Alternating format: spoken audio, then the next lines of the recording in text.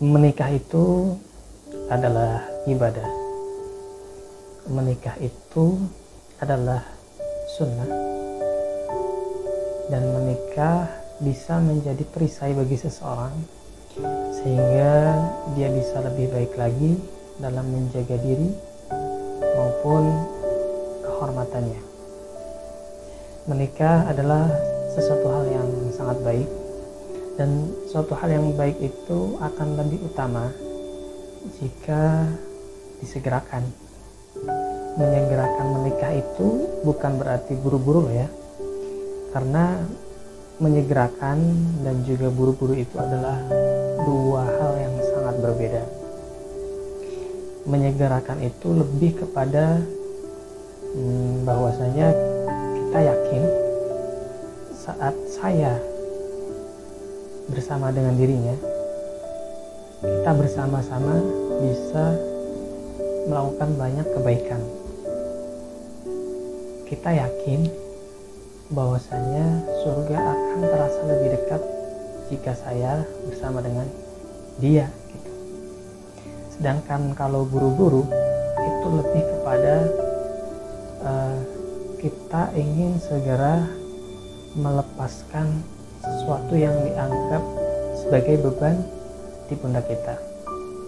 Misalnya menikah karena faktor usia yang dianggap sudah tua, atau menikah karena sudah capek menjadi bahan perbincangan tetangga dan lain sebagainya, tanpa memikirkan jangka panjang tujuan dari pernikahan. Nah, itu baru buru-buru. Jadi nggak ada persiapan dan keyakinannya pun tidak dipupuk dengan baik. Saya pribadi, kalau misalnya sudah yakin sama seseorang nih, yakin sama seorang wanita, ya pasti akan saya ajak menikah gitu. Nah, dan ketika saya sudah mengajak menikah seseorang, itu artinya saya sudah berpikir panjang jauh ke depan dan siap dengan segala konsekuensinya nanti. Dan kalau saya belum yakin, ya nggak mungkin saya ngajak menikah, karena pasti saya akan memilih untuk sendiri dulu aja gitu. Nah, menurut saya pun baik laki-laki maupun perempuan itu sama saja. Maksudnya siapapun tidak masalah memulai duluan gitu, meskipun umumnya laki-laki yang memulai dan wanita yang menunggu gitu kan. Tapi ya kalaupun perempuan mau memulai dulu pun tidak masalah, karena Sayyidah Khadijah pun beliau memulai duluan, sedangkan Sayyidah Fatimah beliau menunggu. Keduanya sama-sama mulia kok di mata Allah. Yang menjadikan sesuatu itu baik atau tidak kan niatnya. Kalau niatnya baik untuk ibadah, ya why not, mengapa enggak, kenapa enggak gitu. Dan ketika seseorang memulai duluan, maka sudah otomatis akan ada potensi untuk dia ditolak nantinya. Nah, kita ketika akan memulai jangan takut ditolak. Kita kan di sini ngajaknya untuk ibadah bersama gitu kan, untuk kebaikan, ngajak pada hal yang baik. Bukan kita ngajak maksiat, bukan kita ngajak untuk berbuat dosa. Jadi ya nggak perlu takut dan harus siap untuk ditolak juga. Kalaupun nanti ditolak gitu kan, nggak masalah.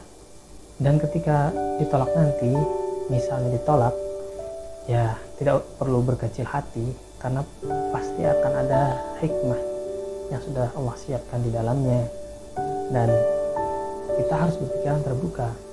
Masih ada banyak wanita di luar sana ataupun laki-laki di luar sana yang akan siap menerimamu tanpa syarat.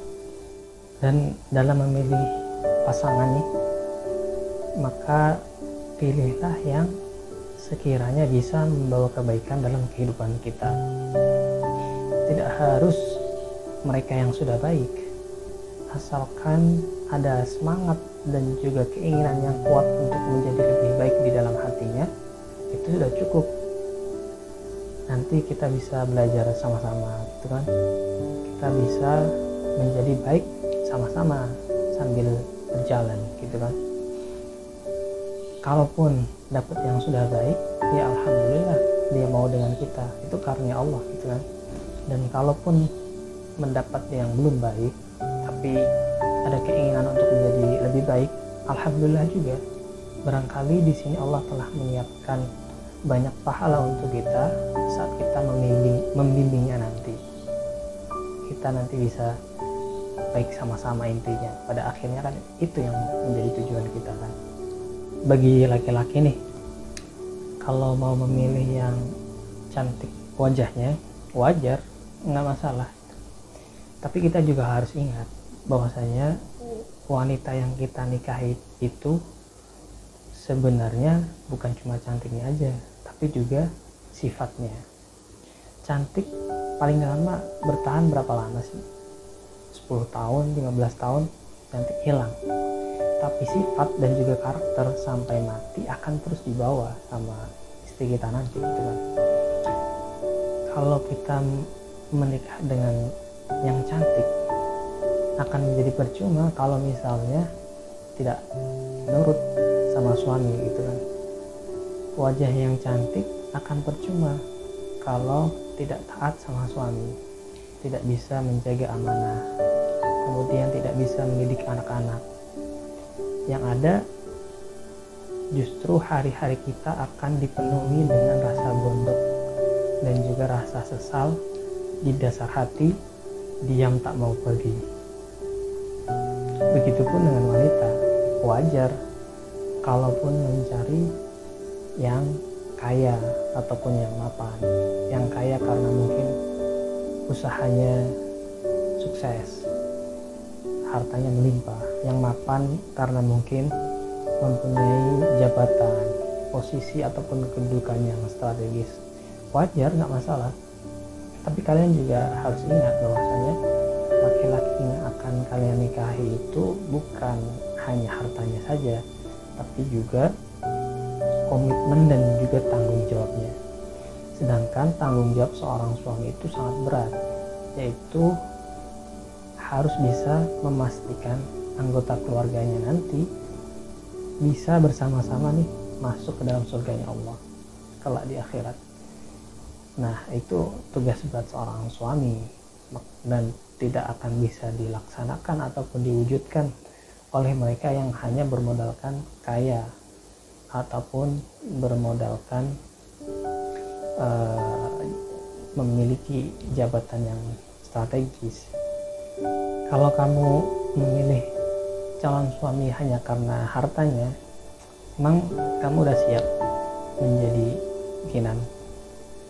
Karena kan kalau uangnya banyak, berkuasa, dan belum mengenal agama, boleh jadi nanti dia membelikan penthouse harga 5M kepada Lydia kan. Kamu sudah siap menghadapi kenyataan itu. Kalaupun kaya tapi baik agamanya, ya nggak apa-apa. Nanti kekayaannya itu bukan buat beli penthouse, tapi mungkin akan dibangunkan pesantren. Masya Allah, luar biasa. Kalau ada yang paket komplit, misalnya cantik, soleha, ataupun kaya dan juga soleh, ya nggak apa-apa, ambil aja. Itu berarti karunia, rezeki buat kita gitu kan. Alhamdulillah. Tapi masalahnya emang ada yang seperti itu gitu kan. Nah, maksudnya kalaupun kita nanti dihadapkan pada pilihan antara cantik tapi ada potensi nih kayaknya nanti bakalan tidak patuh sama suami ataupun belum bisa mendidik anak dengan baik misalnya, dan tidak terlalu cantik tapi soleha, baik agamanya, ya kita harus tahu lah harus milih yang mana gitu. Begitupun yang wanita ketika dihadapkan pada seorang pria yang mungkin kaya raya tapi nggak kelihatan seperti bisa membimbing kamu nanti sampai surga, atau pilihan keduanya nggak terlalu kaya tapi dia agamanya baik, ya kalian tahulah harus memilih yang mana gitu kan. Pada intinya jangan terlalu sibuk mencari yang sempurna lah, atau nanti kita akan kehilangan yang terbaik. Sadar diri aja, kita semua pasti punya kekurangan. Masing-masing kita punya kelebihan, punya kekurangan.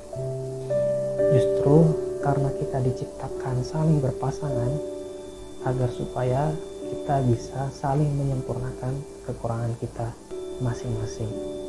Itu.